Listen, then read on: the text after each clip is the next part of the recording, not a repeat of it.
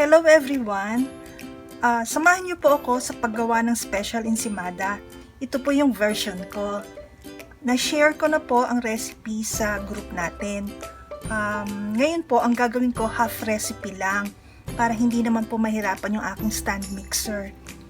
So, ang kailangan po natin ay 3 to 4 cups all-purpose flour, half cup sugar, 3 teaspoon yeast, 1/2 cup warm water, 1/4 cup milk, 4 egg yolks, at 1/3 cup melted butter. Para naman po sa toppings nito, gagawa po tayo ng buttercream. Simple lang po yung buttercream na gagawin natin. Kailangan lang po ay half cup butter at 1 cup powdered sugar. Pwede po natin silang lagyan ng grated cheese, kung ano po yung gusto nyong cheese. Maaari din po tayo maglagay ng itlog na maalat. So yan po, ready na po ang ingredients natin. Gagawin na po natin ngayon ang pagmamasa sa stand mixer. Umpisahan na po natin ang paggawa ng ensimada.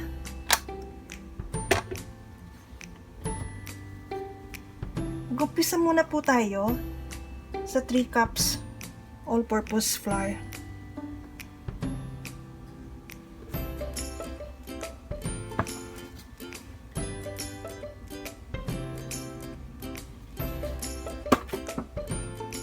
Sunod ang asukal, yeast,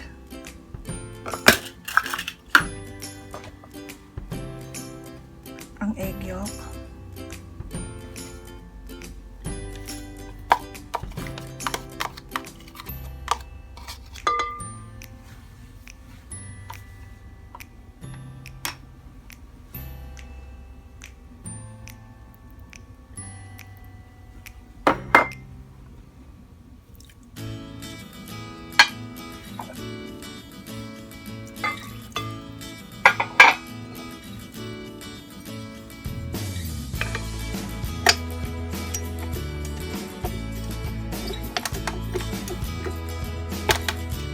at iset po sa low speed ang iyong mixer.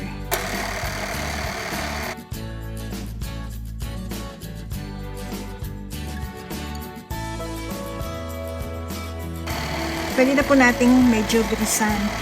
Set po natin sa speed 2.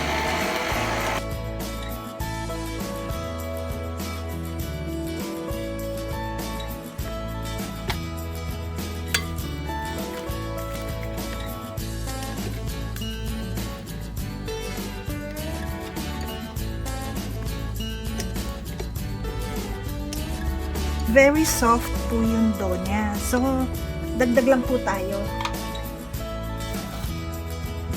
Half muna.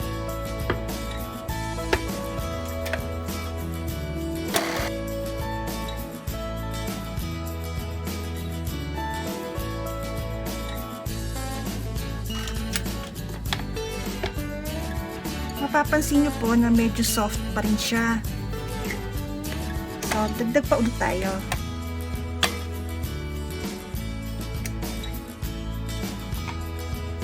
Dagdag pa ulit, half cup ng flour.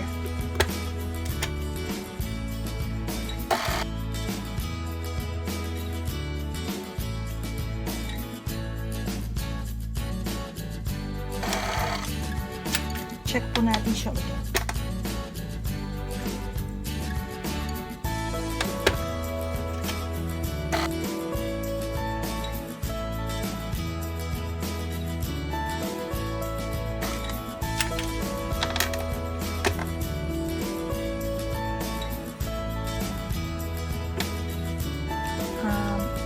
Pwede pa rin tayo magdagdag ng konti. Medyo sticky pa rin siya. Mga 1/4.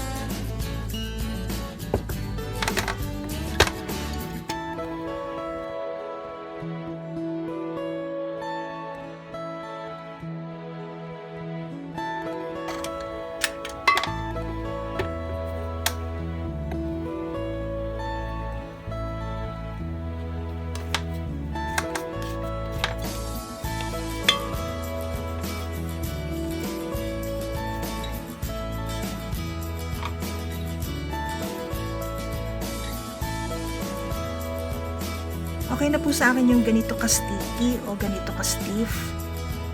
Ininid na lang po natin siyang mabuti upang maging smooth at elastic siya.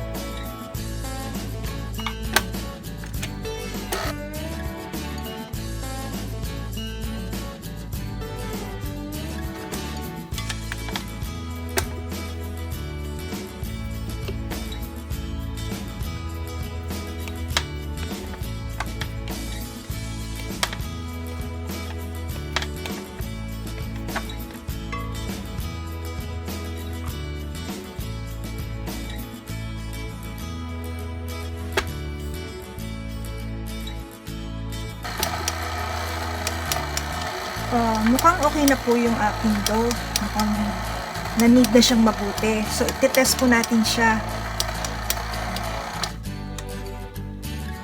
Kapag ka po ililift nyo tong head ng inyong stand mixer, sama nyo po ito. Alalayan nyo po ng kamay para po hindi masyado mabigat at hindi masira ito.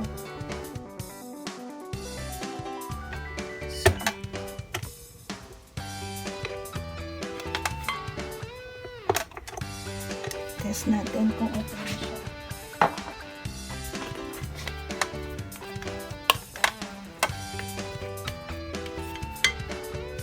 Ito tayong kapraso.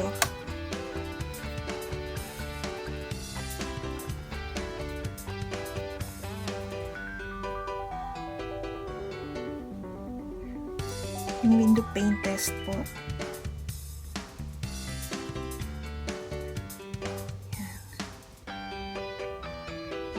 Okay na po siya. Yan. Elastic na siya. Yan. At hindi na siya napupunit. Yan. So, okay na po siya. Ngayon, ready na po siya for the first rice. So, ito na po siya. Naisalin ko na po siya sa greased bowl. Aantayin na lang po natin siyang umalsa. Pero takpan muna po natin siya ng cling wrap.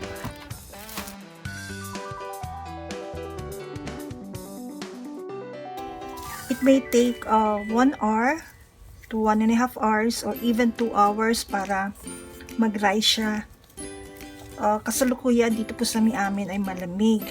So, ilalagay ko po siya sa malapit sa may heater sa amin para mabilis umalsa. Then, ihuhulma na po natin siya.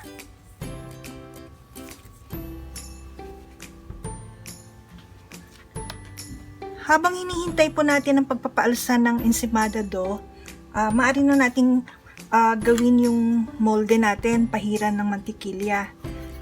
Ito po, nagawa ko na po siya. At maaari na rin natin umpisahan ang buttercream frosting. So, nasala ko na po yung 1 cup powdered sugar at nagpalambot po ako ng 1/2 cup butter. So, ibibit lang po natin siya.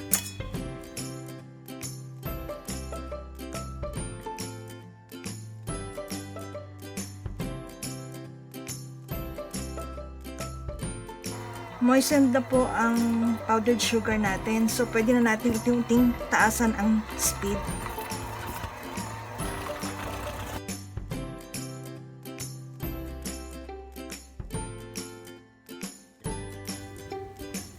Ayan po. Okay na siya. Medyo floppy na siya. So, ito na po siya. Ito na po yung ipang-frost natin mamaya sa ensimada natin.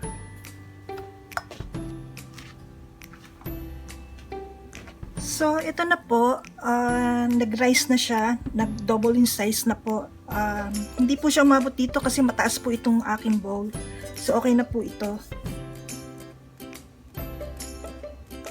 So, okay na po siya. So, umpisahan na po natin ang pag-cut nito at pag-molde.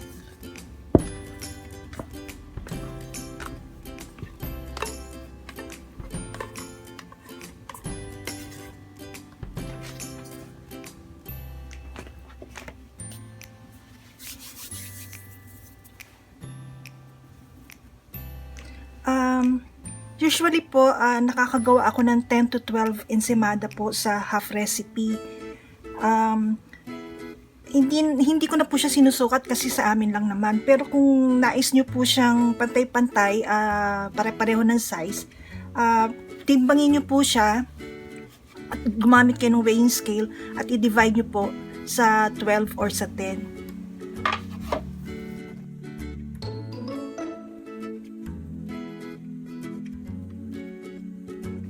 Pagpahingahin po muna natin sandali siya para ma-relax yung ating dough. Mga 10 minutes.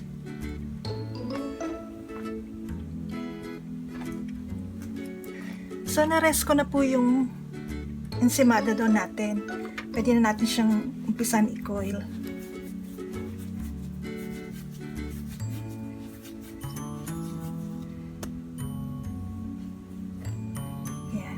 Ganyan lang po, tak nyo po siya sa ilalim.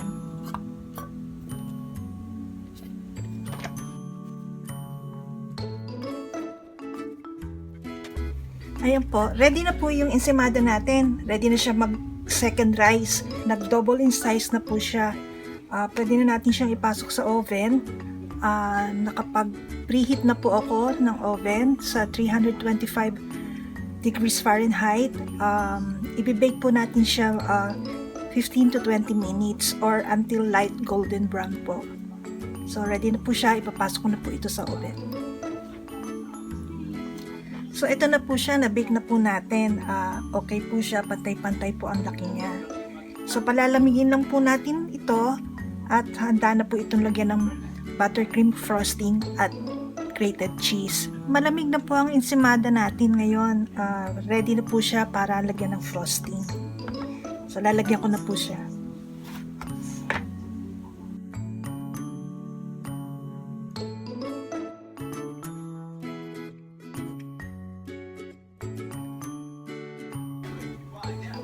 So nalagyan ko na po lahat ng buttercream. Ngayon po, lalagyan na po natin siya ng cheese.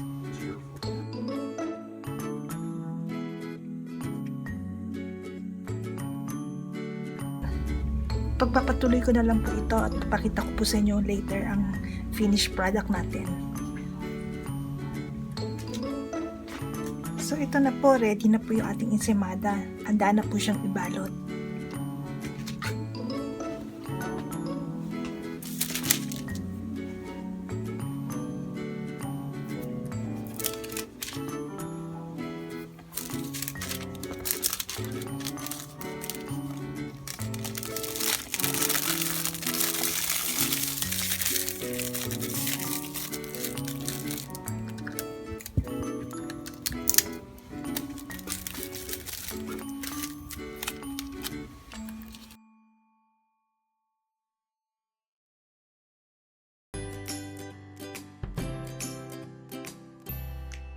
So ito na po ang special ensimada. Sana po nakatulong ako kahit papaano. Salamat po sa pagsama sa akin sa paggawa nito. Till next time, salamat po sa panonood.